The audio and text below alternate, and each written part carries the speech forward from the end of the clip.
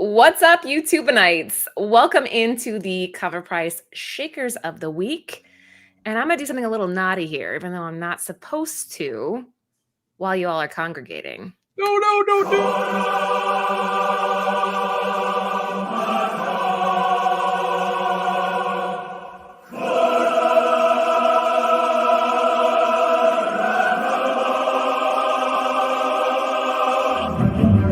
Nothing will stand in our way. I will finish what you started.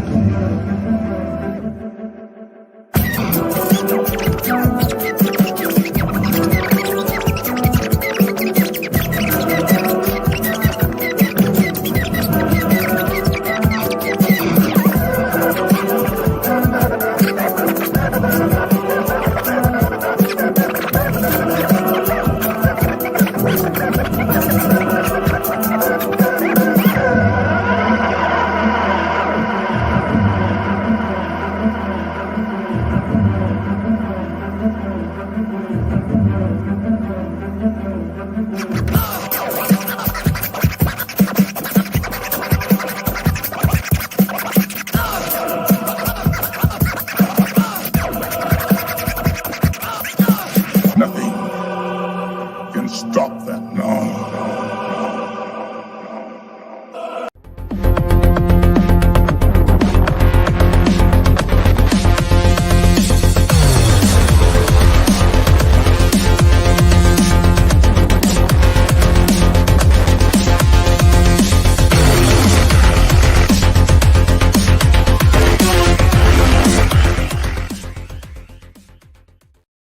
All right, it's official. What's shaking, everybody? Welcome into the Cover Price Shaker Show. I couldn't resist, Marty. I just had to do it. I think it's the red light spread out the evil. That's one of my all-time favorites right there because that's been around since the beginning, Laura. I mean, way back. This goes way back. So it's nice to hear. Yeah, I miss it. I miss having the DJ intros. It's something about the show just doesn't feel like it started until we've heard some music. Yeah. Anyways, let's say what's up to everybody. Marty, we'll start with you. Yeah, so just want to reach out to my fellow Floridians out there. I mean, especially southern, central, and northern. A little bit around the panhandle as well. There's a hurricane out there and it's supposed to make landfall here shortly. So please, please, please be safe. I hope you guys are safe out there. I hope you guys are keeping well and much blessings and sending good vibes and good energy y'all's way. Everybody out there, thank you for joining us. As always, such a wonderful time to be here on Thursdays with the beautiful lady Laura, Lando, and Dr. Yo-Yo. We hope to have a wonderful, wonderful show for you guys.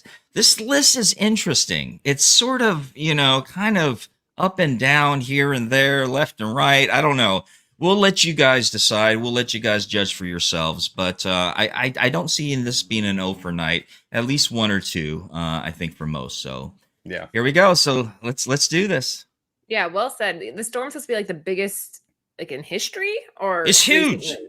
It's huge. It covers all of Florida. I mean, it's just huge. Huge. Yeah. Okay, well, It's just be huge. safe. That's always what Yeah. it comes down to. Dr. Yo-Yo, say what's up.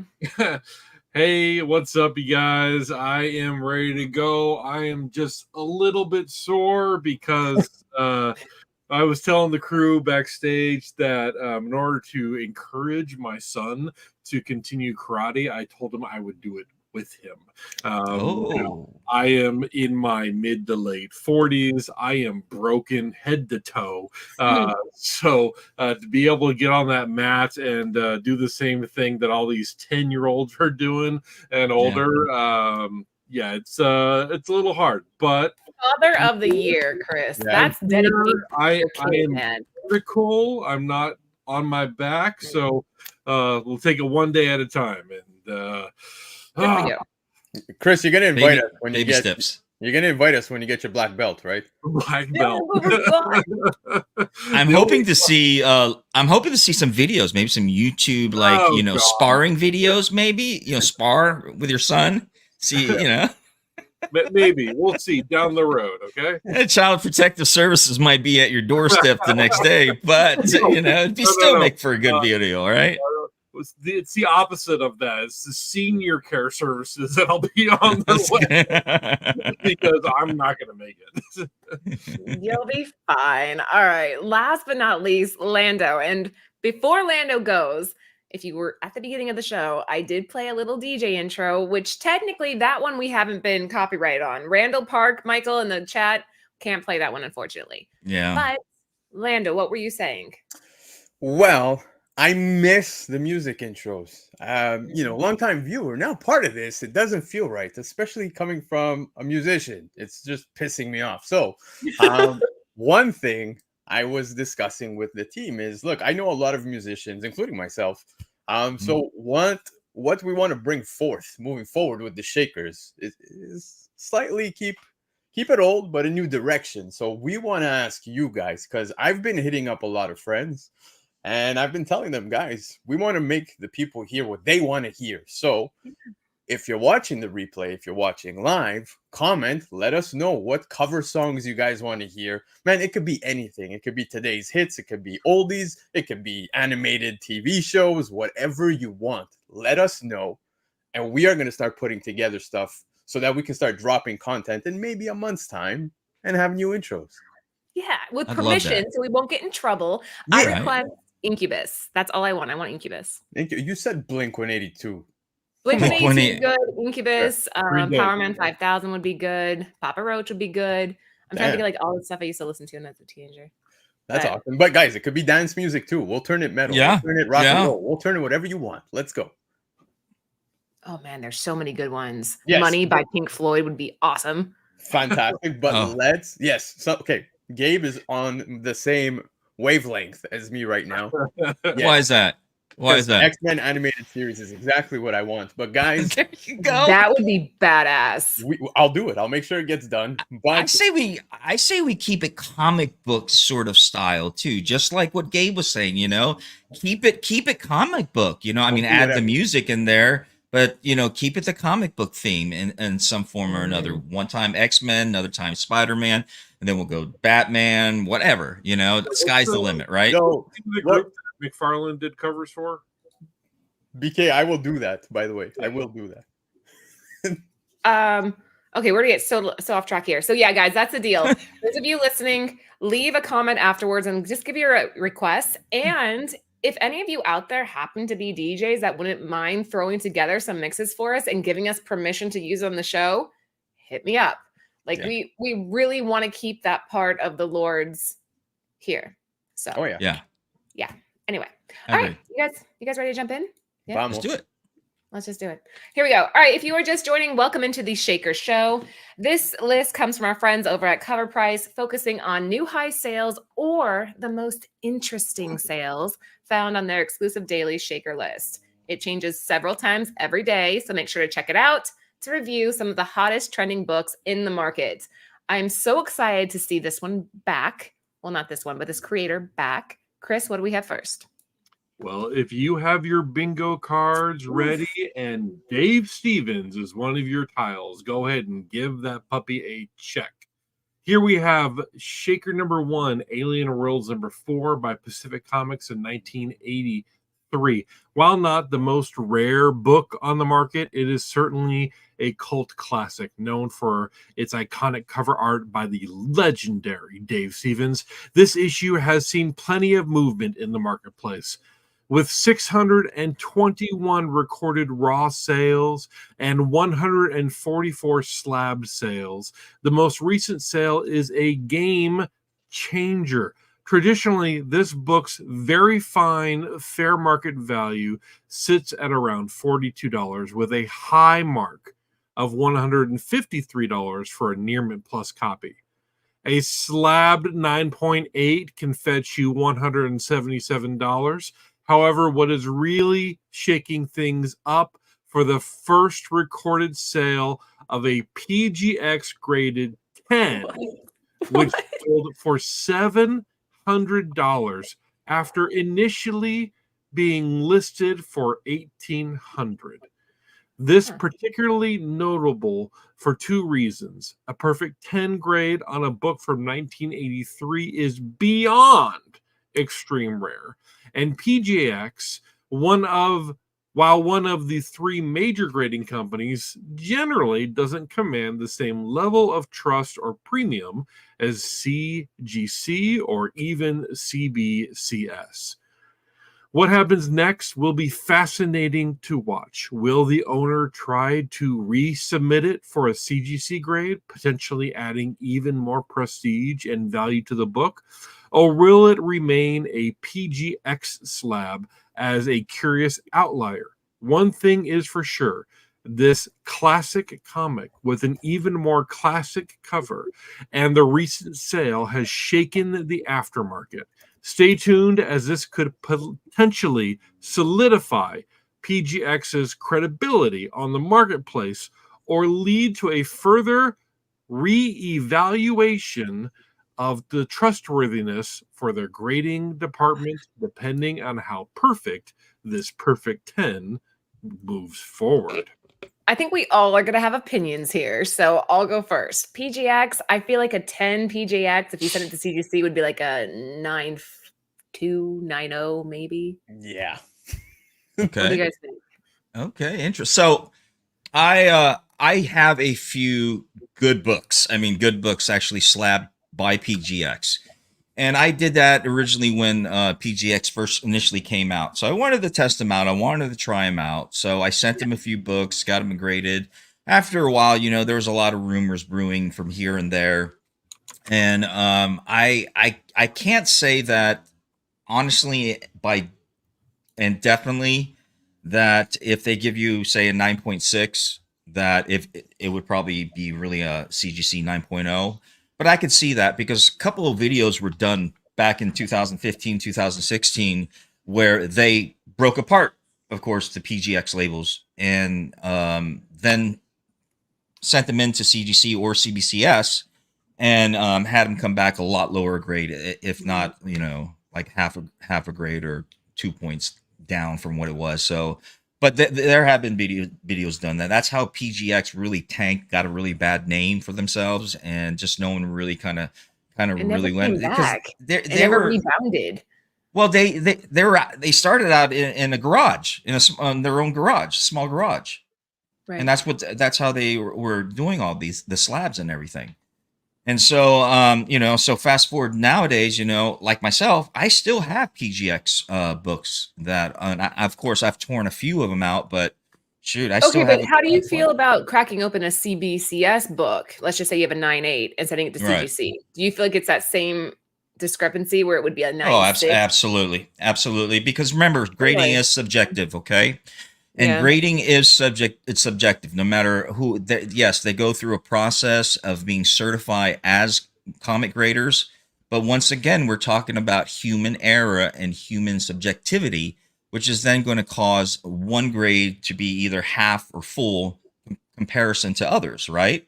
So you got to kind of really take that in consideration.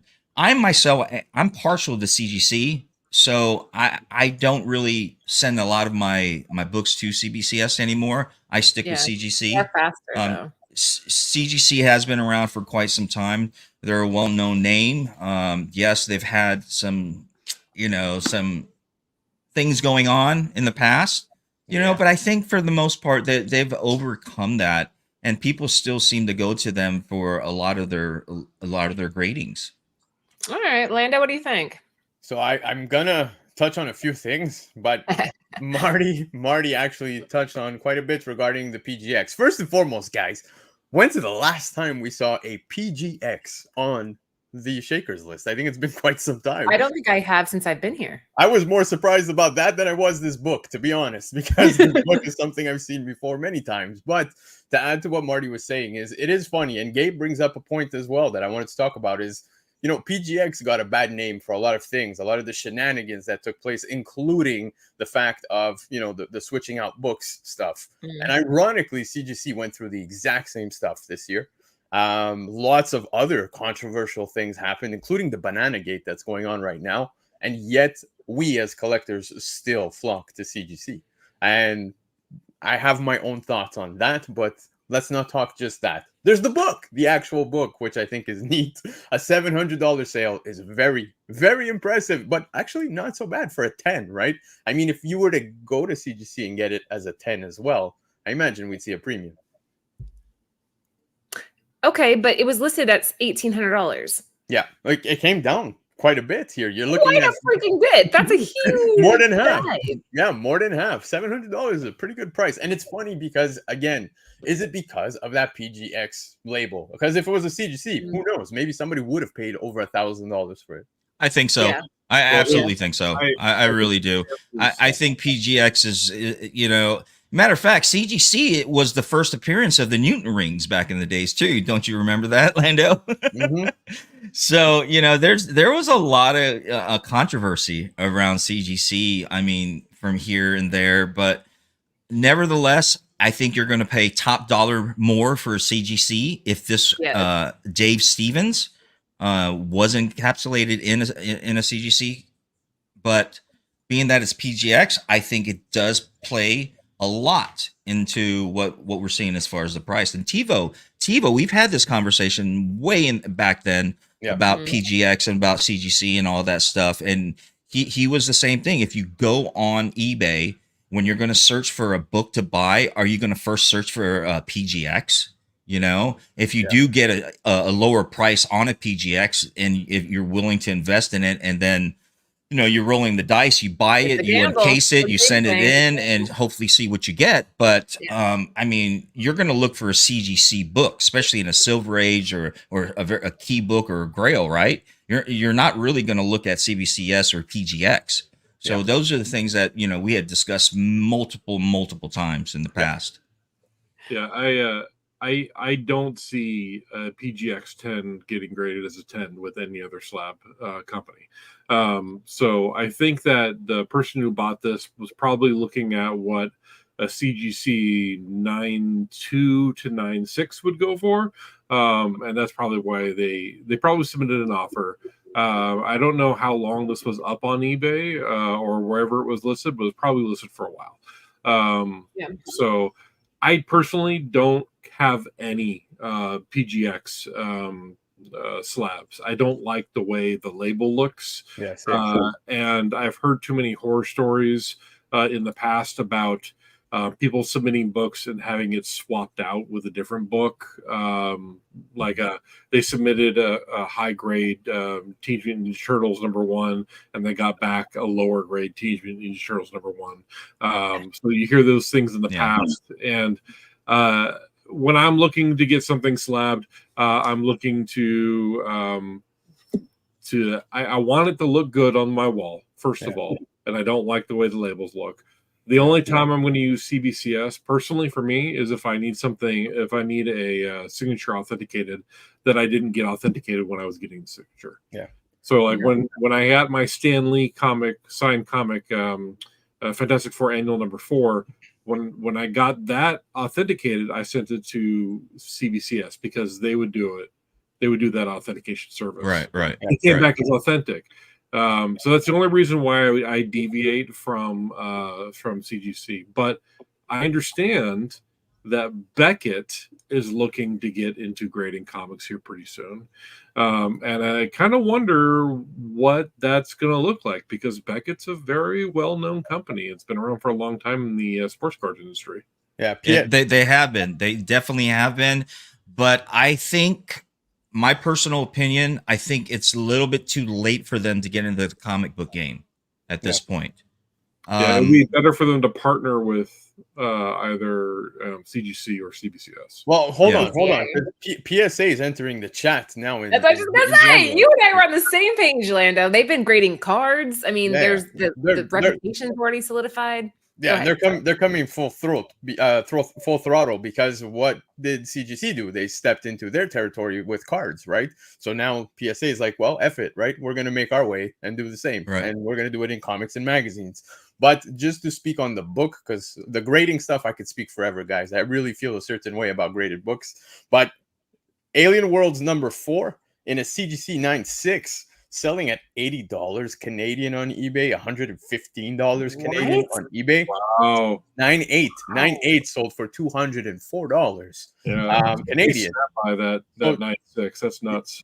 So that's what I'm saying is to see the PGX go for $700, it is quite impressive. Although the person was asking quite a pretty penny for it out the gate, Yeah. what, Oh. 1800, something like that.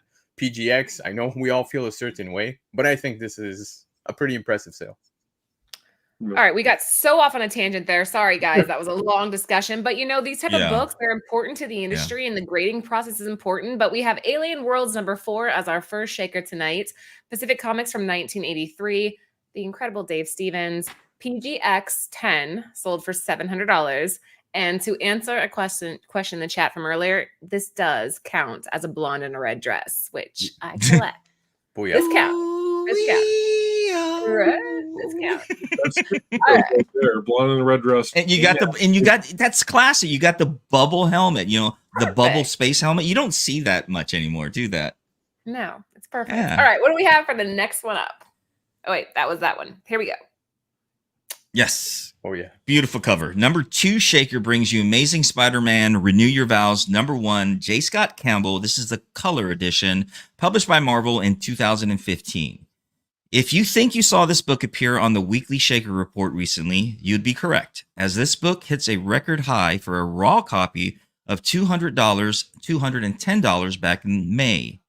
Well, for 4 months later, it's back on the report as it broke the all-time high at a graded 9.8, sold for $500 this week.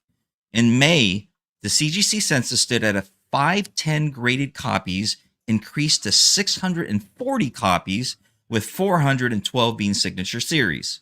The interesting part of this book is that the sketch counterpart has a smaller print run, 433 graded copies on the CGC census, but only a fair market value of $19 for a raw near mint and $85 for a graded 9.8. There is currently only one raw copy and 2 graded unsigned copies of the color version available on eBay, but several of the sketch versions, both raw and graded, are up for grabs. Besides the aesthetics of this gorgeous cover, it also has historic implications, as it was the first cover that J. Scott Campbell sold exclusively on his website and started a trend where major artists could sell their variants directly through their channels instead of having to go through a major comic book label or comic book shop. Unsurprisingly, it sold out in 2 days, and the rest is history. Okay. I Yeah. like it. So I'm happy. I had no idea. I have this book. I remember when I purchased this actually off the J. Scott Campbell website. Wow. And if you haven't been to his site, he just does some amazing work, and you can get a lot of his prints on there. Sometimes they go on sales. They'll subscribe to the newsletter. You'll get notified as far as when they are having sales and what's available at the time. And he does, like I said, I've had the pleasure of meeting J. Scott Campbell a few times at conventions and having books signed by him. Oh, was Really that nice nice? guy. Yeah, he's very nice guy. Yes. Make you smile. Thank you. You got to throw it on there. You got to throw it. Had to. I had to. But once again, J. Scott Campbell. I mean, he's a well-known name in the industry. So he speaks for himself, right? So plus a gorgeous book, Amazing Spider-Man: Renew Your Vows, Face back in is good here. 2015. This is a pretty face. Not that you guys are looking at the face, but the face is actually really well done. Yeah. Very well done. I love the way he draws women. I just don't like the way he draws men. Okay. Yeah. So Yeah. I love the way that Jay, as Marty would call him, being his best friend and all. I love the way that J. Scott Campbell draws the women of the Spider-Man series. Gwen Stacy and Mary Jane. Beautiful, beautiful covers. I think one of the things that makes this book so important is what you read in that script, Marty, about this being the first J. Scott Campbell website exclusive. I think that's a really big deal. And with what was going on during that time with the Renew Your Vows, I know that this is the Secret Wars tie-in to that, but still, it's a beautiful cover. The art is beautiful. I love Mary Jane, and I wish I had this. This would be a phenomenal add to my collection. Yeah. And Chris, 2015, this was the height of the YouTube, the comic books, when TiVo, myself, a lot of the older guys in the comic book community really started getting into a lot of these things too. So yeah, once again, I'm reminiscing, Laura. I know. Play it again. I'm like, no, not yet. But guys, just to add a little bit more behind this, so there's J. Scott Campbell had this cover. He also had this cover in a black and white sketch. I don't know if you guys remember that, but there's also the 1 in 50 that was a J. Scott Campbell cover as well, where MJ's on the couch and you have Peter Parker where he's hugging her from behind. It kind of looks like he has her in a headlock for some reason. Yeah. Yeah, but Beautiful cover. Yeah. besides the fact that these are all beautiful covers, it's actually the first appearance of Annie Parker, his daughter, right? So, That's right. That's absolutely right. And I'm surprised, that even those regular cover A's, there's a nice Scotty Young cover as well for this, haven't really picked up too much steam because a lot of, what's happening in the Ultimate Universe right now, we're seeing his kids, right? And well, we know that his daughter found out immediately out the gate that he became Spider-Man within the Ultimate Universe. So who knows if they do something with her down the road. But I think this, for many reasons, first appearance, you have a fantastic cover. I love it. I would totally want this in my collection. I think we all do. Yeah. All right. The Amazing Spider-Man Renew Your Vows #1, J. Scott Campbell. This is the color variant, which I'm definitely more partial to color. I'm not a fan of sketch, just very rarely. Marvel 2015, a CGC 9.8 coming in at $500, with the exception of Frank Cho. I like his sketch stuff, but okay, let's keep moving. Lando, what do we have next? Well, at shaker number 3, we have Captain America 154 by Marvel in 1972. Now, feeling disillusioned with the government and disillusioned by a series of events, Rogers became Nomad. You guys remember that? The man without a country, of course. However, he eventually returned to being Captain America. Subsequent storylines. Other characters in the Marvel Comics universe have also used the Nomad identity at different times. This issue marks the first appearance of Nomad in Marvel Comics. The timing of this issue is interesting because the events of the Watergate scandal had just occurred in June of the same year. Writer Steven Englehart and penciler Sal Buscema were influenced by what was happening in US politics at the time, and because Captain America is loyal to the dream, Steve Rogers shows discouragement with the state of politics. The fact that much of the issue seems to revolve around a fake Captain America and Bucky resonates with the time this comic was on shelves.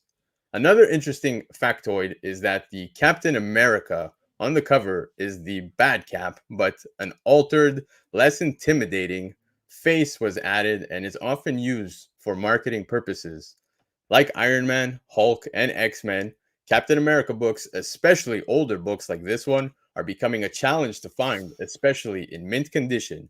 Recently, a 9.8 sold for 999 bananas. Whew. All right. Ooh, banana. Cool. Yeah, man. How does it go? BANNA. Perfect. Yeah, something like that. Nailed it. Are you talking about the song, Marty? Yeah, I'm talking about the song. He was attempting. I'm so tone deaf. I can't think of tones sometimes. So yeah. Look, obviously the political side to things when this book came out carries some weight, but I'm actually curious because we brought up Nomad. What do you guys think of Nomad? Like, myself, I'm Canadian. It didn't impact me, but did it impact you as a reader? Captain America going Nomad?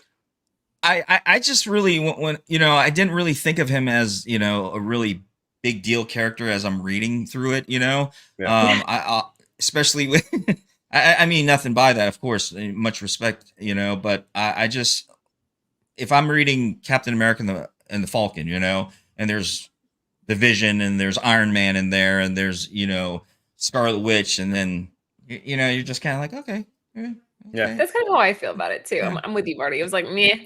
I do like Bishima, and I think he did all the art, and I think he designed the costume, but I'm not positive, so don't quote me on that. But yeah, meh. That's how I felt about it. So I think that he donned the Nomad persona again in the late 90s, right? There was like a small run where he did that, if I remember correctly. I was a Captain America reader. I really loved that series. But it's funny because I have this, and I have the lead up to it also. And mine are not in 9.8s. They're in reader copies. And they read kind of weird. I mean, it's really, the dialogue's kind of wacky, and it's very, it hasn't aged well. But I was gonna say it was a different time, so it's yeah, like definitely different time. Different ways to tell the story for sure. But I love these old Captain America books. I have a big run of them that I complete as I buy collections that I just slot in the missing gaps. But yeah, these are always good. These are always fun. I will say it is refreshing to see an old book on the list that's not expensive because it's newsstand. It's not expensive because it's Mark Jewelers, or it once had an ad for the 18th flavor of Pop-Tarts. Whatever. This is just the normal Captain America and Falcon 154 in a fantastic grade. And looking at the metrics for this book selling in a 9.8, it has consistently moved its way up from the mid 500s to now practically $1,000. yeah. All right. Can you there guys have imagine it. what this looks like in a 9.8? I mean, the Perfect. vibrance. I mean, clear white. I mean, I can see this, all that color. I'm sure this is a gorgeous book at a 9.8.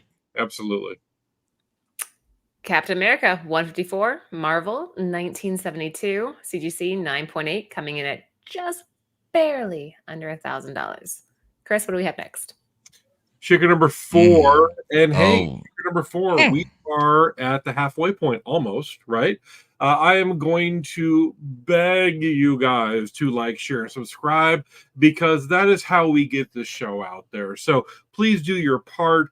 It is not costing you anything to liking, sharing, and subscribing, except for a few clicks of your mouse button, and you do enough of that anyway. What's one more? Because getting people to join you and watch this show and share your love of comics is what makes this show and the comic community that we are building so fantastic. So please hit that bell icon so you know when we go live. There's no longer a Friday show for Cover Price. Now it's a Monday show. But you would know that if you had that bell icon and you got your notifications. Leave a comment down below. Tell us what your favorite cover is. I've got a feeling that this one might be Marty's. And share this, share the feed, share the stream on this to some of your friends, so that we can get the word out there that the Cover Price and the Lords of the Long Box are still going. And we are talking about what's shaking. And then this one is shaker number 4. G.I. Joe, Real American Hero, number 273.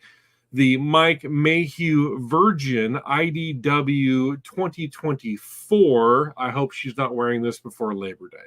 Mike Mayhew has graced our lists and articles many times, and he has built a large fan base in the comic community. He has many collectible covers that have gone on to have aftermarket success, such as his earlier works and vampire variants for X-23 number 2 and Amazing Spider-Man number 646 way back in 2010. He has consistently put out great covers since then, and has recently been doing mostly store and studio variants on such titles as Star Wars, Venom, and G.I. Joe. All indies. Never heard of them. Just to name a few. His G.I. Joe covers specifically have been sought after by Joe fans. This particular variant is what we will cover now, though, for this variant for issue number 273, featuring the Baroness. There were two different variants by Mayhew, one featuring her in a formal dress and the other in an all-white uniform. The uniform cover set a new all-time high this past week when a graded CGC 9.8 copy sold for $380. While many of these store variant covers fail to rise in value in the aftermarket, there are clearly exceptions. And this excellent depiction of Baroness is definitely one of those. All right, so this is an interesting costume. I'm assuming that the story inside, if she's in this costume, has to do with her going through the snow, or maybe a large warehouse bubble bath. I don't know. Does it even matter? yeah. Does it even matter what she's doing? She's doing it in this. Most assassins will wear white when they go through like a snow operation or something, right? So you're probably right, Chris. That's probably right. This is my favorite color, cover compared to the one with the black dress. If you haven't seen that one, I like this one better. You know, I really enjoy how Mayhew does this. Mayhew does amazing work when it comes to women. You know, so and plus Baroness. What can I say? You can't go wrong with Baroness covers, especially one that's a banger like this one, man. This looks amazing. You guys have me kind of rolling over, laughing over the fact of the snow stuff, because you're not wrong. So now you made me want to read this book. I want to see if she actually goes through the snow. But one thing I wanted to show you guys as well, Laura, if it's okay, I just want to share the screen for a quick second. Yeah, of course. Let me know when we're good. Let me know. There you go. Mayhew also does some crazy signatures. I really like this. Okay, so check out how he does these. Like, that book signed would look amazing. Now, clearly the Thwip one would not be relevant here, but I really like the glow signatures. You see that?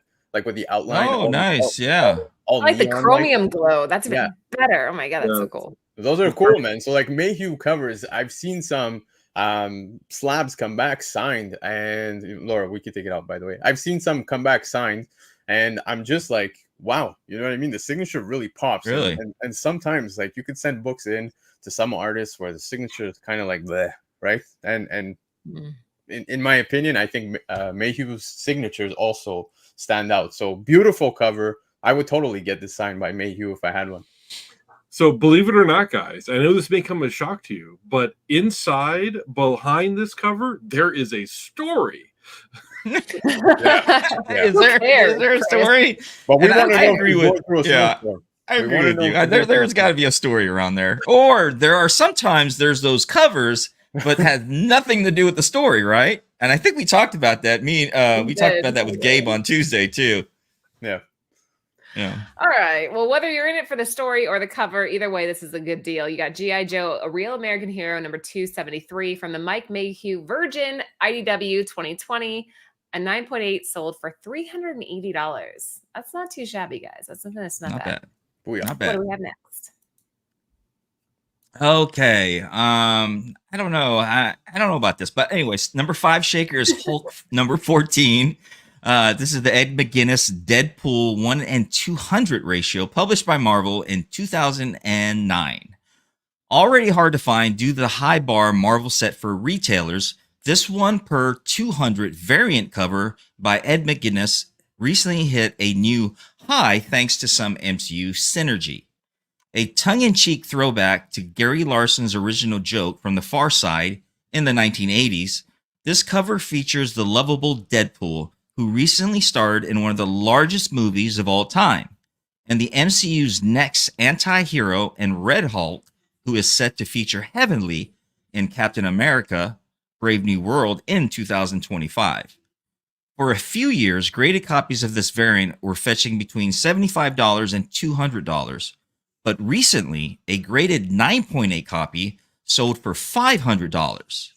This follows the most recent sales of raw copies, 2 of which sold in April of 2005 for a near mint copy and a $370 for a near mint plus.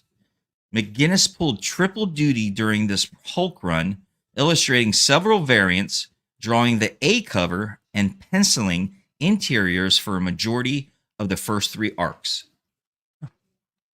I don't know. Okay. Really quickly before we do any commentary here, let's take a look at Okay. what Chris pulled up. I was thinking this is the far side, the little calendars. Yeah. Okay. Yeah, that's Far Side. Yes. Yeah. And it's sort of it's very dry humor. You Yeah. know? I don't see that how that's the same thing. The argument could be made that it's also a reference to Jurassic Park that had a similar meme during the T-Rex chase scene. Yeah, I don't see Far Side at all. Like at all. I was Well, thinking, go like, back. okay, Far Side's Go all back to the cow. Far Side. Go back to Oh, the Far Side again. I gotta reopen it. He has to reopen it. Hold on, but it's like like the cow and like the family, and it's kind of very simple. Like I don't know. Maybe I'm just not familiar with what. Yeah, those I know what you're guys talking about with the family, in front of everything and in front of the barn or something, holding the pitchfork. You always see that. Homage. Yeah. I Yeah. had like There you I go. had There a you go, calendar Laura. of this. Yeah, like okay, Obviously, maybe closer I than they guess. appear. I'm gonna be honest. At a first quick glance, I didn't even think she was looking at a side mirror. I thought it was a television.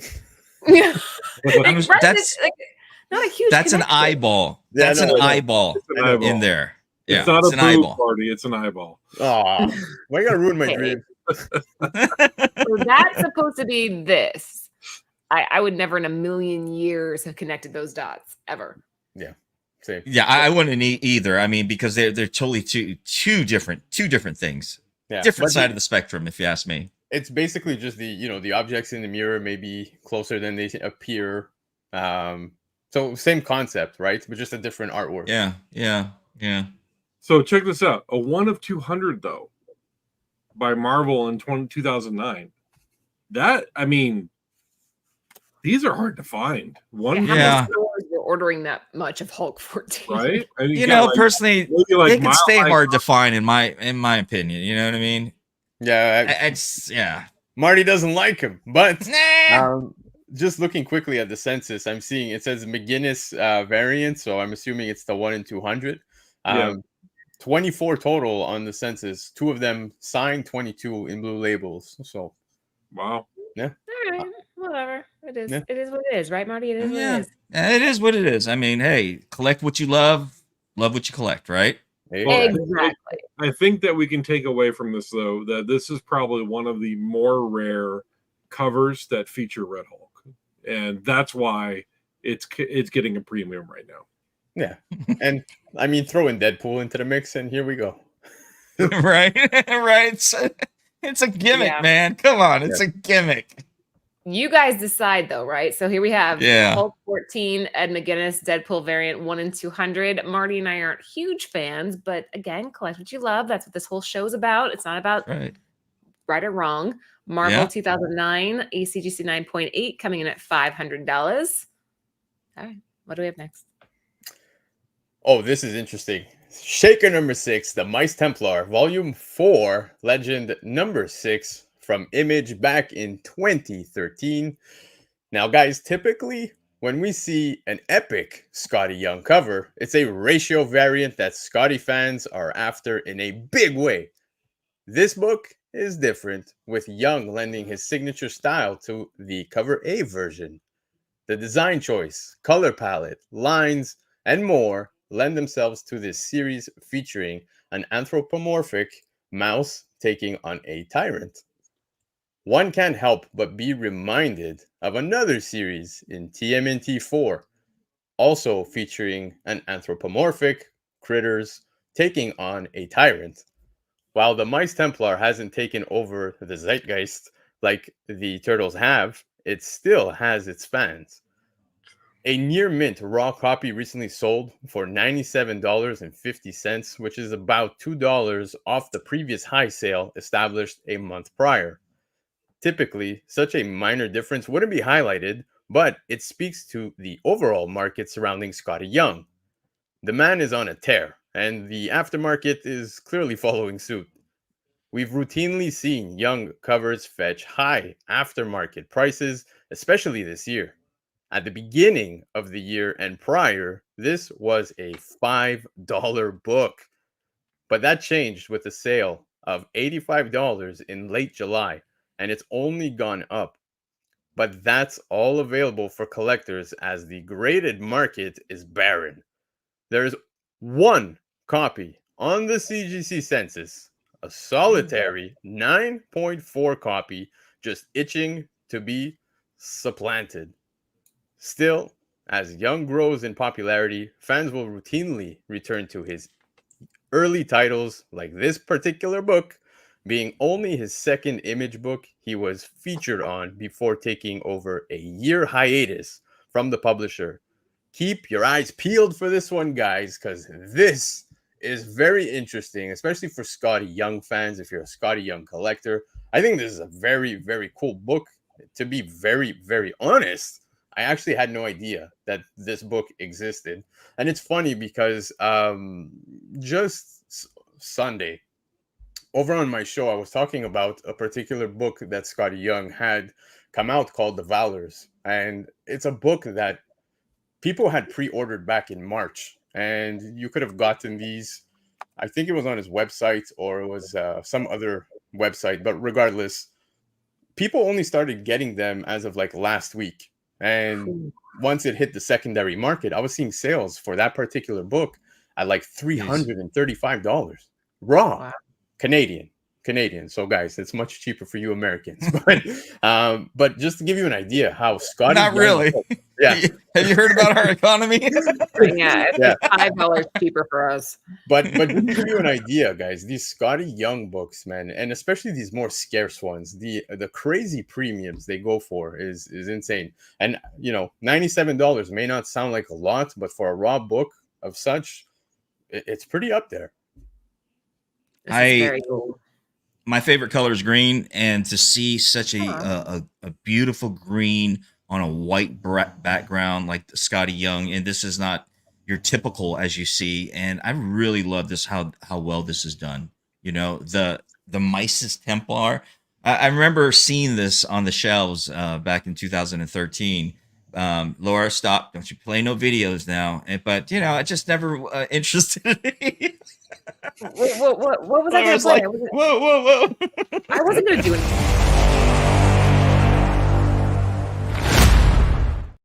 Back in She has her finger on that button. Come on. I have to. Scotty Young has like two different like styles to me. Actually, more than two. He has like three. You have his Middle West style, which is completely different than what you see on like his standard Marvel stuff. He doesn't do a lot of DC, but this to me is up there with his Guardians of the Galaxy, that steampunk style where he has the very curvy lines, and I think this is badass. And like Lando, I had no clue it existed. Yeah, it's awesome. And this cover is amazing. I mean, I love Scotty Young. I'm a big fan of all of his work. I haven't seen a Scotty Young cover that I haven't liked. It's just one of those things, right? But personal opinion, that's me. Maybe I haven't seen the one that you're thinking of, but I've never heard of the series before. And so as you were reading, Marty, I looked it up. Laura, I got it on my screen if you want to show it. Look at these covers. I mean, I know they're not all Scotty Young, but this is a pretty dynamic looking series. It is beautiful covers. Beautiful colors. Can Covers. you go to number one, Chris? I want to see if number one had multiple issues. Well, I have variants turned on. So these are the two variants for number one. Okay. But pretty darn cool. It reminds me of Mouse Guard. I don't know if you guys know about that series, Mouse Guard. Yes. So that's kind of what it reminds me of. This has me curious.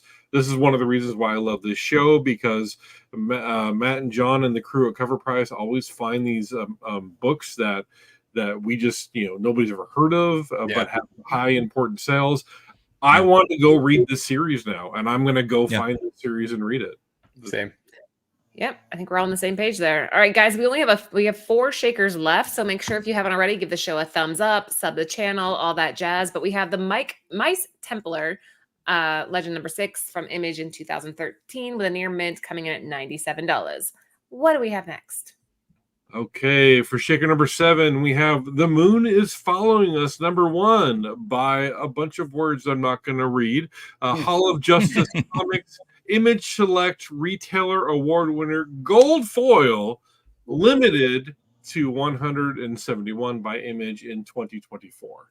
We don't usually cover brand new books or books that appeared on the weekly top 10. This one was on the runner-ups at number 19 for the Shaker report on the weeklies, but the crew could not resist covering this gold foil variant as it comes from an LCS near and dear and friends of the Cover Price crew.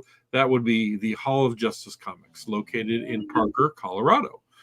Jonathan Garnett, the owner, he's a great guy from what I read here on my script, and is super knowledgeable about everything comic books. So it was great to see that his store was selected as an Image Select Retailer Award winner. This award is a new incentive by Image Comics to promote the retailers that go above and beyond for their customers and help expand readership and grow a healthier comic book market. The best part is that the customers are the ones who nominate the shops. And the Hall of Justice won. After reviewing some previews, they selected The Moon is Following Us and struck literal gold as they were given a Hall of Justice branded gold foil. And the copies of this comic are hot. This variant, most recent sale, which looks similar to the 1 in 100 gold foil, but it's not, was $100 for a near mint raw copy. It's great to see Image Comics rewarding the life and blood of comic books, the LCS. That's your local comic book store. I cannot wait to see what other fun incentives they come up with in the future. So this is interesting. I understand why it's on the list. It's a rare book with a variant specific to a store as a reward. It means something, a lot of variants don't necessarily mean anything. This means something as being an award, and it's limited to 171 copies. So I really don't have much else to say. I haven't read the series. We were runners up for this contest. Bird City was runners up. We got announced. Were you like, really? Yes. I like the other covers too. If you look on the site, Cover Price shows you the other variants that also came out, and man, there's some really nice covers. This one's kind of mediocre compared to the other ones, though. Yeah. Covers is one thing for sure, but guys, Daniel Warren Johnson has been putting out some great stuff, especially if you're reading the Energon universe, Transformers. In fact, this particular book, The Moon is Following Us, just had a second print on FOC that just passed last weekend, and they did an homage cover to the Transformers 1 series that just came out now. Yeah, dude, the covers are absolutely incredible, but the book itself, the read, yeah, there you go. There you go. You could open that. I want to see it. It's Kingdom Hearts, man. Yeah, open it. Yeah, show me. But back to what I was saying, the read itself, guys. Yeah, this is. Oh, that's Trish Forster. She's my friend. She's my friend. That's my friend. Yeah. See, Laura knows everyone. I mean, you probably just drop a name and she probably knows him. Please abuse your friendship and get me one of these. All right, I'll text her. Let's see what I can do. I'll text her. You guys use your friendship. Yeah, but very, very quickly. I like that. I like that. Chris, you read Do a Powerbomb, right? And Daniel Warren Johnson was behind that as well. Now you know exactly how that story played out. It's you get a lot of action, and in this particular issue, you got action out the gate. It's sci-fi. And he always manages to hook you in with something that hits at the heartstrings at the end, and that's Daniel Warren Johnson for me, and I love it so far. First issue is all right. I'm looking forward to seeing the second issue. So yeah, man, I think we have a good read here, man. And many good covers, man. Okay, so I'm gonna have to check this out. It sounds like an interesting. The covers are amazing. This sounds like an interesting story. I like the title. It's kind of a fun title. The Moon is Following Us. Yeah. So I'm coming out of here tonight too, Chris, with a reading list. I don't know about you guys, man. Yeah. I already have a reading list. It's like and a show list. I only watched right. Agatha, and I was movie list, a show list, reading list, comment. Yeah. Yeah. I need to watch Agatha. There's 2 more episodes, and everybody's like, "Oh, get past number 1." But number 1, I was still like not invested. That I have to like force myself now to watch episode 2 and 3. Yeah. Haven't started yet. Haven't started yet. Good. It's good, Laura. It's good. Number 1 was like, yeah.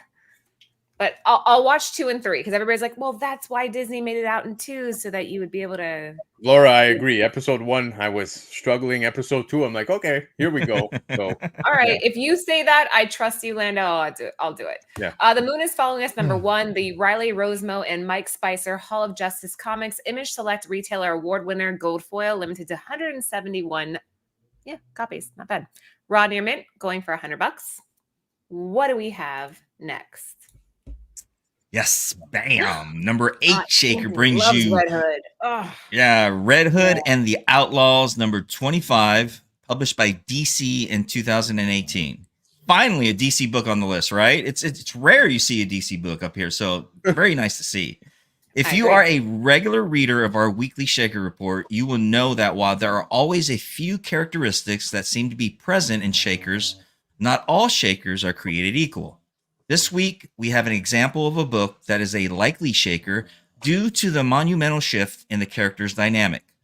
Although this book is not a true key nor a highly sought-after cover, although it's a great one, it has gained some steam in the recent years.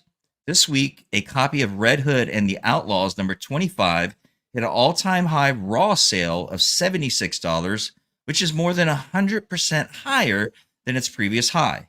But why? In the second volume of Red Hood and the Outlaws, the Red Hood, Jason Todd, recruits a new group of outlaws, the Amazonian Artemis and everyone's favorite reverse Uno card Bizarro, to join him in his fight against Gotham's underworld. In issue number 24 of the series, the Hood decides to cross a line that he cannot come back from in the attempts to kill the Penguin. This issue deals solely with the fallout from the decision by pitting Jason against the Dark Knight in a brutal back and forth that has a ramification for the entire Bat family. The ripple effects are felt within the series as well, as each issue after this is titled Red Hood, Outlaw due to Jason leaving his team behind due to his decisions. Ultimately, while this book isn't a major key, it is a major step in character development, and from time to time, it's not uncommon to see something like this make a jump. Okay. First, Okay, wait, Marty, really quickly. Just sorry to Yes. interrupt. But really quickly. Trish Forstner's here. Hey. What's up, Trish? I told her, I'm like, we're talking about you right now, and she's here. Oh, Damn. So that Kingdom Trish. Hearts cover. Go, we all Trish. need it, Trish. it's your birthday. It's your We We birthday. all want your Trish. cover. All Yeah, of Trish. us. We're like, I need the Kingdom Hearts cover. I just don't Yes. want it. I need it. we're shameless. We're like putting her on the spot live. All right, Marty, what were you gonna say? Go ahead. So, just like the read said, not a key for any popular reason, but still a great cover. I mean, it's a good storyline. If you know anything about the Red Hood, Jason Todd, who was Batman, Robin as well at one point, and so there's a history to that. So it's kind of what I want to rant about a little bit is the Penguin. Okay. I watched it and I felt like I was watching a mobster movie. Hell yeah. I did in a not- good way. And I did not feel like it had any relation to Batman at all. Yep. Okay. Except for maybe saying certain things, maybe certain, I don't know, words or here or there that kind of Marty. connect Batman to it. Right. It was the first 30 So- seconds that really tied it to Batman. Otherwise, And so I was just very disappointed with that. I enjoyed it as a mobster movie. I enjoyed it as a mobster movie. But to me, it wasn't. To me, it didn't speak Penguin. Breaking my heart. What about Marty. him was Breaking my Penguin heart. though? You It's see what I'm it's saying? It's that darkness, that inner monster. That's the point. Like, it didn't have to take Yeah. Batman for him to be so twisted. That Batman was just part of it, but like that internal struggle. That I don't know. I loved it. I understand it. I just didn't like I just felt like I was watching more of a mobster movie. and I wasn't. That was their I wasn't intention. watching. I know, but they could have done it where it was a little bit more had a connection with Batman, and I didn't think it did. Here's the thing, Marty. Okay, and a lot of people don't realize this. And Laura, you know, you're going to hit that stupid card on me. But the Batman for TV series, there are rights issues with Batman for TV series because of the Batman 66 Adam West run. Batman 86, the Batman 1966 Adam West run, that license is actually owned by ABC and Fox and Disney. Yeah. So Warner Brothers and HBO can't use Batman in a TV series unless They didn't need it. They didn't need it. Right. But what I'm saying is that they can't do it. They can't. They're not even supposed to mention it. That's why you see like the young Bruce Wayne show. You know, and that's which is so damn good too. But if you guys haven't watched that, it's really I enjoyed that. I did enjoy that one. Yeah. So we can see Batman in the movies. We can see Batman on TV if he's animated, but we cannot see Batman on TV if he is live action, and that's because technically, through all their acquisitions, Disney owns Batman on TV. Crazy to even think about that. Yeah. It's the truth. Yeah, it definitely, if you follow ownership and everything when it comes to that, I mean, there's so little that they can do. They're definitely so little, but to me, it was not. It didn't scream anything with Batman. It was a good mobster movie, and it had to do with a character named Penguin, or who somehow was connected to the Batman Gotham world. But it didn't really kind of feel that way. I see what you're saying. If you're coming at it from like a collector's and you're excited about the comic book connection, then I see that. Yeah. I went into it more just like excited to kind of learn more about the character itself without Batman being a part of it. So it didn't bother me as much that there wasn't so maybe much. maybe I need to change my lens of how I view it next time, maybe, and just kind of look at it for what it is, and just kind of view it in that type of lens too. I don't know. We'll see. Maybe I've got colleagues that couldn't give two F's about comic books, and I walked into work Friday morning and they're like, dude, did you watch The Penguin? And I'm like, yes. So there you go. Mission accomplished in my books, right? They did exactly what they should have done. They're targeting in a different manner, and I love it. The story played out amazing. With the kid, it was so good. The Penguin looks like he does not give two F's and is just ready to do what he's got to do. It did feel very Sopranos. It did feel very mobster related. I mean, maybe, it was speaking to me in a certain way, but I was totally fine with it. I was totally fine with it. I loved it, but I do not watch it thinking this is the Penguin that I've come to know within comics, right? I just watched it with an open mind, and I really enjoyed it. And in fact, the reviews are incredible. Regular people who don't even read comics are intrigued. So that's a good thing for us. Draw people in, right? All right. So we have Red Hood and the Outlaws number 25. Chris, did you put the screen up? If you wanted to, but I like this cover better. It's the same comic. I just think it's a better quality cover. This comic is popping, I'm assuming, because of the Penguin show, and this is the comic where Penguin dies, right? Is this Scon? Who's the artist? I don't know. All right. Let me see. That is a powerful image. I like beautiful this cover. Better. It's more minimal. I'm not a big fan of the original cover, but the original comic, it's not selling because of an important cover. It's not technically a key. It's just a Red Hood and the Outlaws number 25. This happens to be the one where Penguin is killed, right? So that's why it's popping, because Penguin is got the new show and people were buying Penguin dying. Yeah. All right.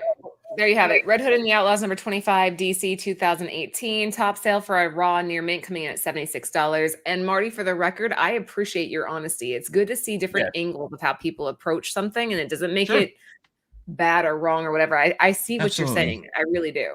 No, and you're right. And it's good to have these, these discussions like this, because you see a different perspective and different point of view, which, just like I said, which helped me kind of realize maybe I should look at it in a different lens next time, the next episode, and maybe I'd enjoy it a little bit more. So Yeah. Try it, Yeah. right? All right, what do we have All right. next? Ooh, okay. Well, before I get Beautiful. into it, before we get into it, I do want to point out to BK for Life's comment. No, I would never attack Marty because I value my life, guys. There's no way I'd ever pick a fight Wait, with what did Marty. he write? What? I didn't even see it. Hold on, where is it? There it is. There it is. Oh, Oh, right here, oh, Yeah, okay, okay, No, okay. Marty's my boy. But anyways, No, I didn't take it like that. I didn't take it like that. Shaker number 9, guys. Tales of the Bizarre, issue number 8 by Dren Productions. Not too far back. It's 2024, guys. Dren Productions is an indie publisher of science fiction, horror, and fantasy games and comics. The publisher began publishing comics in 2022 and began publishing their most current series, Tales of the Bizarre, in November of 2023. This title is an anthology series, and each issue includes multiple short stories. While none of the first 7 issues seemed to garner much attention on the aftermarket, issue number 8, which was released just a few weeks ago, has become a $100 plus book. The cover art is by Zaf and features an excellent image of a vampire in black and white with just enough red to stand out. There have been 3 sales in the past 2 weeks, with each sale surpassing the previous. The standout and current high sales was this past week when a raw near mint copy sold for $150. Guys, this just came out. Damn! Big damn. Considering the publisher and low order numbers, this seems like the type of book that will be both highly sought out after and extremely hard to find. That's interesting. Guys, I actually saw a few posts about this book over on Instagram. I had no idea what I was looking at. And I'm like, what is this? Why is it getting so much attention? And when you hear this backstory, I kind of get it. All right, tell me, because I don't understand what's happening here. So again, it comes down to scarcity. Something like kind of like what I was just saying, how, even the earlier issues, like it's almost like nobody paid attention to, right? Even on the secondary market. But this this cover right here just seems to be getting a lot of attention. And now seeing the prices, I don't even know how many copies of this exist out in the wild, because I've only seen maybe 2 posts over on Instagram, and it just happened like simultaneously. And I'm like, what's with this book, right? So now hearing all this, seeing a 150 sale, that's rather high for a book that just came out a few weeks ago. Brian McClay did it. It was Brian. I'm gonna There text you The him. cover sold me. I'm a big fan of the white vampire look, the goth look. The all dark, just a little bit of red somewhere in the art. Oh man! So this is a beautiful, it's a gorgeous cover actually. Who's the artist? Anybody know? Zaf.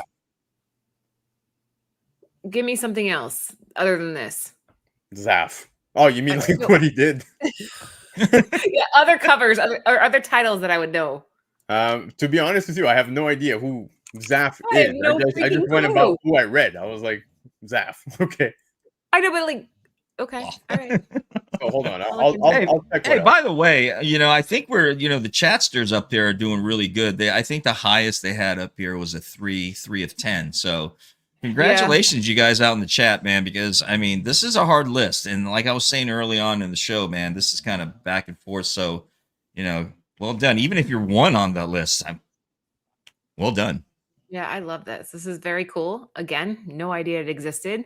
I love the art. I think there's something about monochromatic covers where you just add the blood and it's sexy, but it's not like vulgar. It's not overboard. It's just it's subtle, and that type of sexiness I always think is the best. So absolutely subtle, sexy, absolutely it's very classy, very beautiful. I dig it. This is the kind of cover that I would pick up off a shelf and say, oh, I wonder what's in here. Yeah, this would like draw you to it, right? Yeah. Tales of the Bazaar number 8, Dren Public Productions, from 2024. A top sale for a near mint came at $150, and I'm hearing people in the chat paying less than $10 for this. So if you were one of those, well done you for reading the tea Well leaves. done. All right, last shaker of the evening, but after that, don't go anywhere because Lando's going to cover the shakers portion. So what do we have for the last official shaker? Shaker number 10, X-Men number 244, the Mark Jewelers variant by Marvel in 1989. So what's the deal with X-Men 244? It marks the debut of the infamous mall rat, Jubilation My High School Crush Lee, who has experienced a resurgence in popularity since her return to the X-Men 97 animated series. Also, this issue ranks up there as one of the most iconic X-Men covers, with 6,867 graded copies on the census and counting. It is certainly not one of the rarest books out there, or is it? This week, a CGC 9.8 marked an all-time high of $2,350. Damn! Sorry, 2 dams in a row, but it was worthy. Oh, yeah. Worthy. We're not talking about direct. We're not talking about newsstand. We are talking about those highly sought after Mark Jewelers catalog variants that were exclusively sold on military installations in the 80s and early 90s. Unfortunately, CGC refrained from distinguishing Mark Jeweler variants when grading these copies, so we have no clue where this stands amongst the other 1,400 9.8 grades currently on the census, but this Mark Jewelers CGC 9.8 crushed the sale of all competition with a 20x multiplier over the previous recorded high sale. Now, there is a 2024 facsimile edition, and I believe that is a foil variant. And there's also a 1 in 25 incentive by Baldari, which is coming out next week. And I will bring up that incentive on the screen so you can see it. Present. So, wow. Look at CGC Derek has it. 9.8 He owns it. for a Mark Jewelers, Wow. $2,350. I mean, I get it. Mark Jewelers. I lived on a military base, right? Growing up, I'm a military brat myself. Father was in Air Force. And so all our comics, all our magazines and everything was bought in a location they called the bookstore on an Air Force base. And it wasn't very big at all, you know. So, and sometimes it'd take, I don't know, maybe I know where you go with this, but I remember the Mark Jewelers. I mean, you would find them in every book, right? So, and these are very rare because you don't see them a lot. They especially comics that were overseas. A lot of them didn't survive. A lot of them really did not survive. Getting shipped back to the United States, whatever happened to the location, if there was a volcano erupted or what have you. I mean, so a lot of these overseas, the ones sent overseas, especially the Mark Jewelers, you don't see a lot of them. Absolutely. So we have the variant cover that's coming out next week right here. Oh, Beautiful cover. I'm going to be picking this up. What was that, Lando? Is that Rose Besh that did the cover? No, No. this is Baldari. Okay. Baldari, yeah.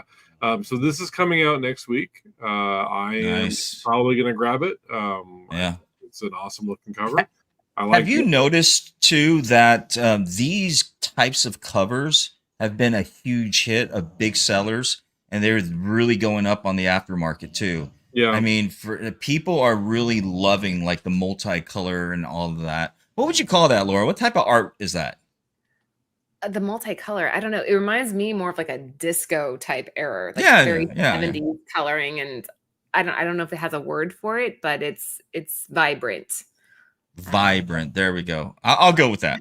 Vibrant. Go with We'll that use 'cause I don't have a vibrant. better word for it. Okay, the Uncanny X-Men 244, Mark Jewelers, Marvel 1989. One of you in the chat has this, so well done. A CGC 9.8 coming in at $2,350. Not too shabby. Now, before you guys go anywhere, we are going to see what's shaking tonight, and Lando is going to take the reins. Yes. Have at it. Now I have big shoes to fill because I mean Chris always does a phenomenal job at doing this, but guys, prime example right here as to why subscribing to Cover Price is just a phenomenal thing to do, because you have access to so many awesome tools, and as a collector, man, I basically live on this thing. One thing I'm doing horrible at is actually adding my books to the catalog, which I just recently started, so cut me some slack, guys. So yeah. Daily shakers. I want to go through the daily shakers because this right here is something I wake up and I literally check every day. My wife actually gets mad at me because I take a little longer getting out of bed simply because I'm looking at shakers. So as you can see, I know Hyper Combo Comics is here in the chat. Look at this, okay? This ASM 678 Oh, always pops up. Now this is no top sale at the moment, but still very impressive. CGC 96 sold for $1,799. That is not chump change, guys. This is a 1 in 50 ratio. I love this book. I love Lando, this this has been a big book and a very hard to find book for many years, you know. And if you can find this in the raw, man, I tell you what, you've got some blessings, you know, because this is very difficult to find. I'll let Hyper Combo Comics in the chat talk about his find, because I think he found this in the wild for like less than $50 Canadian, guys, and it's it's a candidate. So shout out to him. Congrats on that. I don't like that cover. Oh, stop it! I'm sorry. Stop it. Now look at this. Okay, top sales. This is why I like looking at the shaker stuff.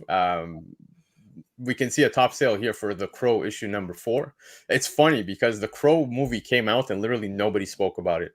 There was a build up towards it, but nobody enjoyed the movie. Nobody cared to go out and watch it in theaters. That's true. That's so true, man. It's so true. But regardless of the fact, you have issue number 4. Look at that, $1,230 in a CGC 98. The sale took place yesterday. So you have a 0.14 current trend increase going on over here. And what I like is that at the bottom, we can see more details regarding the book. You know, you can see even some high sales that took place relatively not too long ago here. You have one that took place, what is it, August 10th? So, or sorry, September 10th. I'm saying August. $312. So that's pretty good. Pretty good. The cover. Do we want to talk the cover? I'm not really a fan. It looks like the cover's rough. Yeah, it kind of looks like every 80s hair metal band. Yeah. Yep. Not a fan of the cover either. Okay. Orlando, right there, Nintendo Power. I think that's really important. Yes. If you guys are ever run across old Nintendo Powers, talking 80s to early 90s, if you ever run across those at the flea market or the garage sale, grab them, because those are money. And you would be surprised the premium that people will pay for these old books. Scroll down and look at how much this thing's going for. Yeah, so it's really not cheap. Look at that. Wow. Yeah. Yep. Wow, $1,000 for a 9.2. For a 9.2 though, like these are magazine size. These get beat to shit. I've only seen a couple when I've been out and about, and they're always just borderline falling apart. Nintendo Powers, they had those really nice glossy covers, and there was a high quality paper. So I think it's very possible to get high grades in these things if you can find one that's just, somebody read it once and then put it on their bookshelf.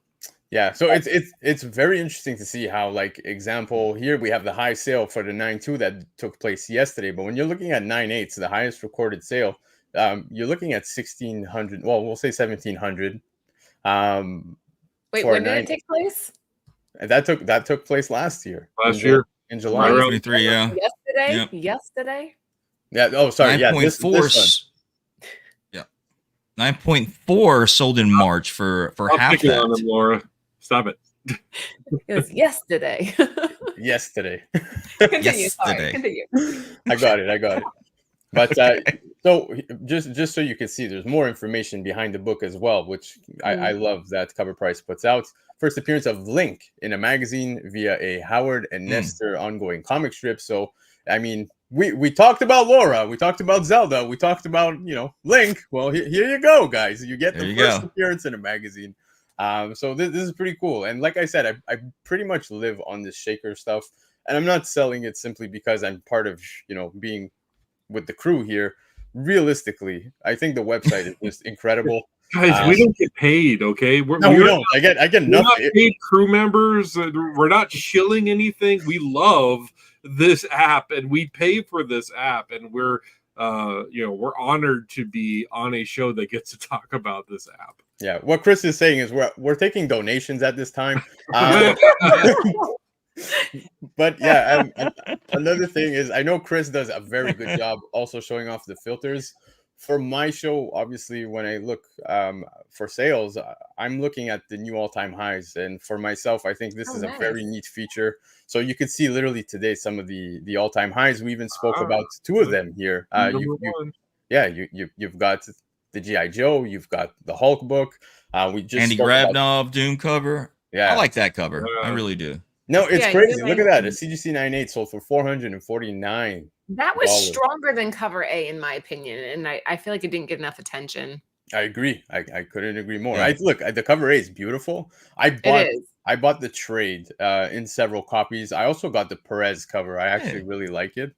But yeah, the Virgin is just insanely beautiful. 1 in 100. It is. Yeah, $450 in a CGC 98. That's pretty impressive. Hey, that's mine over there. That's our Bird City Comics cover. Which one here? That one. Yeah. Yeah, that's awesome. Yeah, okay, that's guys. A beautiful cover. Now again, not because it's Laura. Comic shop.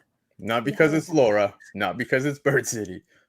But guys, Ken Lashley, he's incredible. I love Lashley's artwork.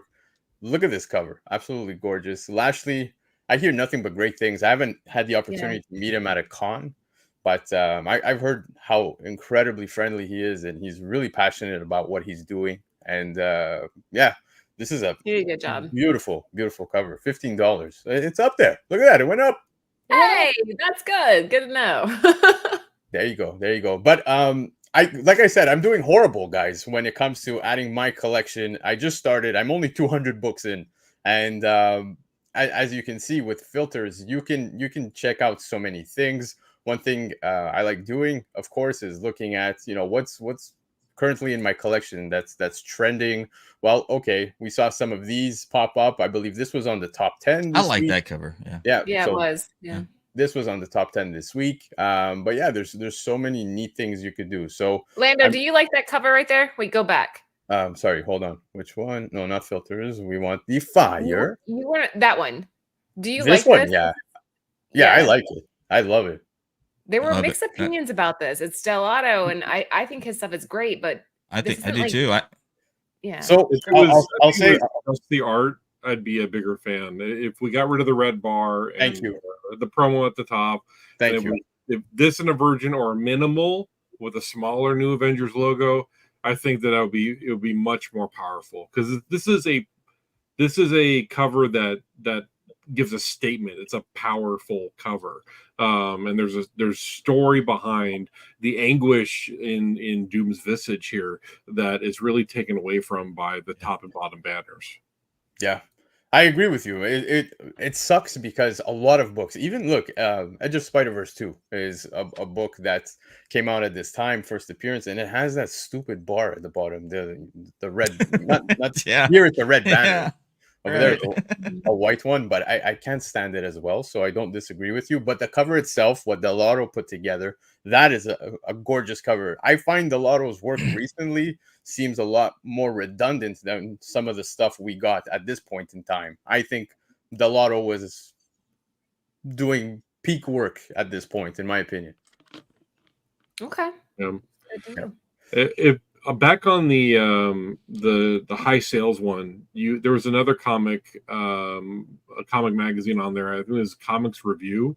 I'm just curious because I don't recall that one, but I always find it interesting when these magazines pop up and on the report and get attention and have high sales, because I mean, I grew up on Wizard magazine and Hero magazine, and I still have copies. They're on the bookshelf behind me.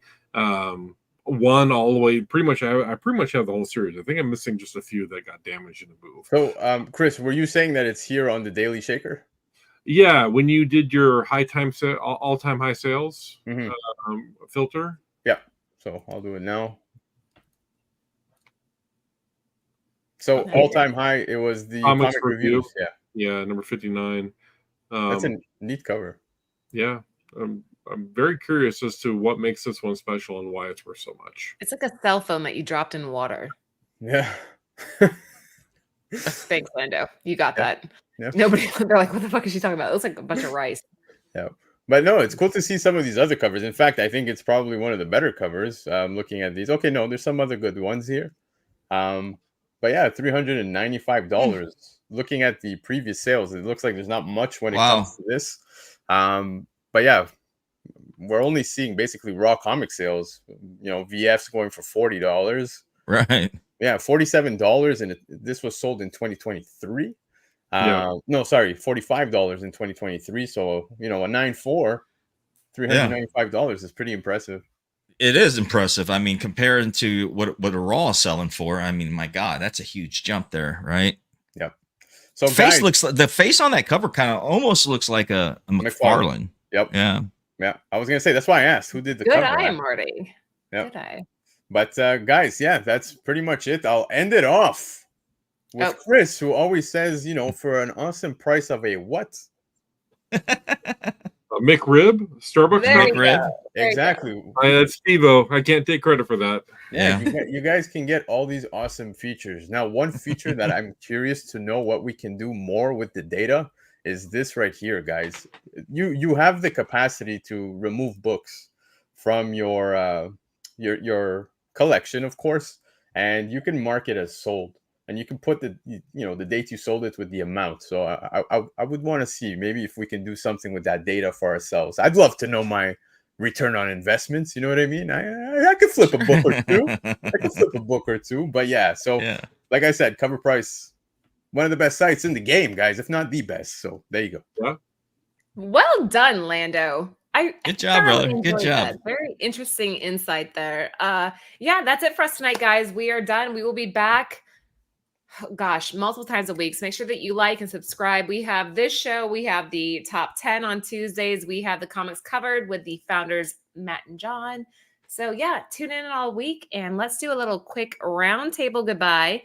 We'll start with Chris. Okay. I was like, before we give our go, I may need to talk to John and Matt, because when I pick up new books, I always love talking about them. And so I visited my local comic book store and I picked this up, The Missionary. Oh, yeah. Have you guys read this yet? Nope, I haven't read it, but I've heard a lot about it with Distillery. Yeah. This is an amazing book, a really interesting story. The first 2 pages will get you hooked. And there is a Scotty Young variant of this. Oh, nice. Oh, with Scotty Young. Okay. Yeah, which is pretty cool. But this is a great book, something to keep your eye on. It's definitely going to be one of those books that gets attention. It's just one of those really interesting stories that's going to get more. Folks, I had a great time hanging out with you all. Thank you so much for having me. Laura, thank you so much for hosting, as always. And I can see that your Alexa changed the lights green. Is it going to work for me? No? Okay, darn. No, it has to be Lando. Lando, try. Alexa, turn the lights to green. Hey. So we were messing with those while Laura was off screen before the show. You guys can find me at Dr. Yo-Yo on Instagram, Twitter, Threads, MySpace, and pretty much anything else that has an at and a thing. Please hit me up. I love to talk comics. I'm always posting pictures of comic collections that I buy and interesting things that I pull out of the collection. But I'm having a great time on the Shakers list, and thank you so much. Yeah, black belt, you're the best. It's good to have you.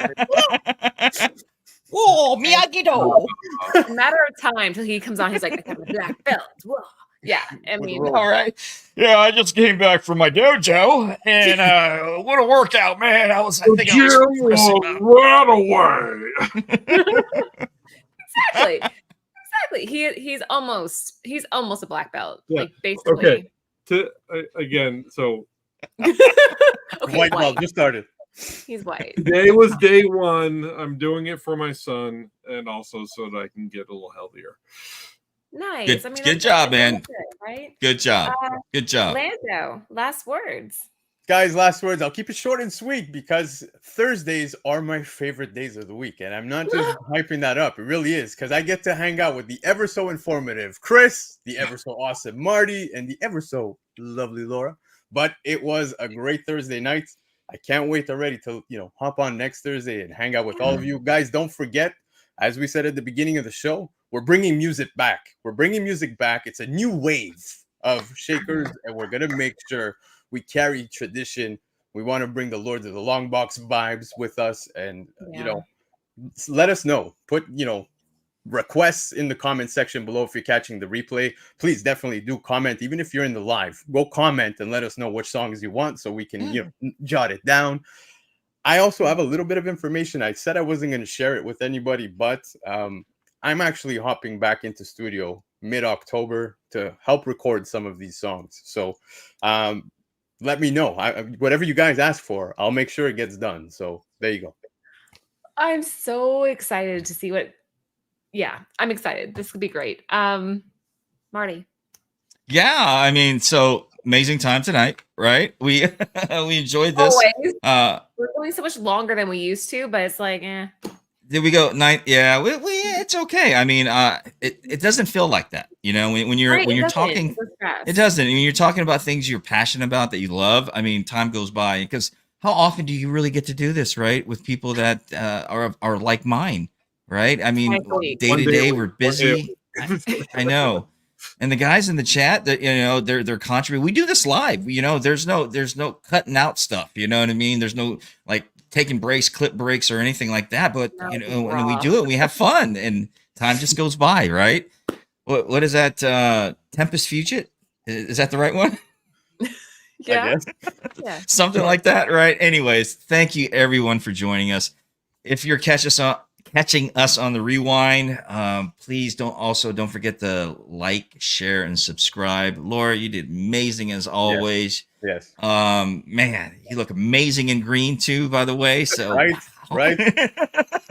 guys, Lando, yeah, always a pleasure to be with you. Chris, always dropping the knowledge bomb. Always a pleasure as well. Guys in the chat, man, thank you so much. My Floridians, you guys stay safe out there, okay? Yeah. Be safe out there, and Excelsior. Yeah, guys, it's the end of the show, so there's only one thing left to do. Alexa, turn the lights off. No, don't turn the lights off. Oh God.